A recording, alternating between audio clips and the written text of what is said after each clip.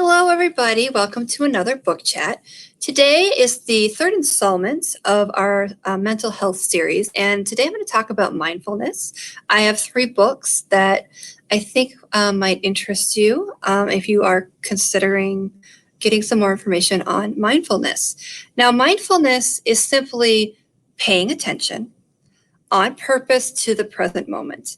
How do you live and bring yourself into the present and not kind of having your minds everywhere else? And oftentimes meditation and mindfulness might be coupled together. They're related, but they're not the same thing. So without further ado, let's look at some books. The first one I have for you is Mindfulness for Dummies by Shamash, Alidina.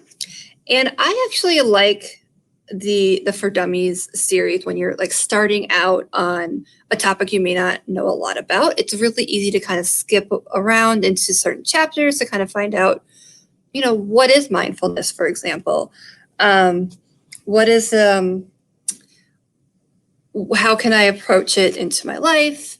And what are kind of, if I wanted to go deeper, there's other chapters on how to do that as well. And the chapters get broken up, very easy to read sections. So for example, I like chapter 8. It talks about how to incorporate mindfulness into your daily life, into your work, your home. How do you just take a few moments out of your day to be present and to start a mindfulness practice? There's also 2 chapters in here that I also appreciate. One is how to instill mindfulness practices to children and teens.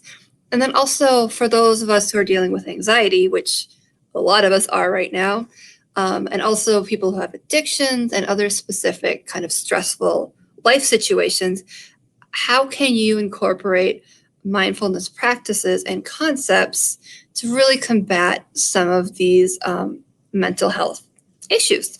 So a good place to start is Mindfulness for Dummies. Now, the second book, it's a little bit more practical. It is Deep Listening, a healing practice to calm your body, clear your mind, and open your heart by Jillian Pransky. This one is going to be much more practical and incorporates a lot of different practices like yoga, meditation, mindfulness, gratitude journaling. And it's really more of a journey where you can take little bits of each of these kind of practices and get better and better, incorporate more and more into your life. So I wanted to show you a couple of things from the book. So for example, she'll have little mini meditations throughout the book. And the first one is, how do you land? How do you kind of stay centered? And then along that, it's going to be some contemplation, which she kind of has, right here. And then that's going to be followed by another meditation and some introduction to some yoga poses that you can do at home as part of this practice. So it's a really more holistic approach to practical approaches to mindfulness. So here is the mountain chair pose to practice as well. So if you are on kind of a mindfulness journey to incorporate this more into your life, I would highly recommend Deep Listening. And finally, the third book is Think Like a Monk by Shetty. This has been on a number of bestseller lists through the end of 2020 and into 2021. And it is with very good reason. It's a really good read. And the story is, it's the author, he was studying to be a businessman in London. And he ended up kind of the end of his studies listening to a lecture by this monk. And it really changed his life.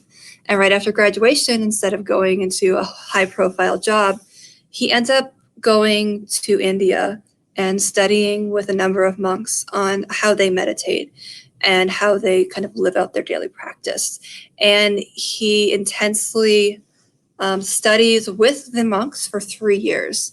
And he, from his mentor, gets the advice that really you could stay here and meditate, but you will do much more good bringing these meditation practices to the greater world, to the Western world, to the corporate world. And that's really what he does, is what are some ways to really bring mindfulness and a lot of those approaches to your life. And one thing that I think really spoke to me is he talks about the monkey brain versus the monk brain or the monk mind. So, and he talks about this in the beginning chapters. So for example, the monkey mind is overwhelmed and has multiple branches, and it's kind of like a monkey going on in your head in a million different places.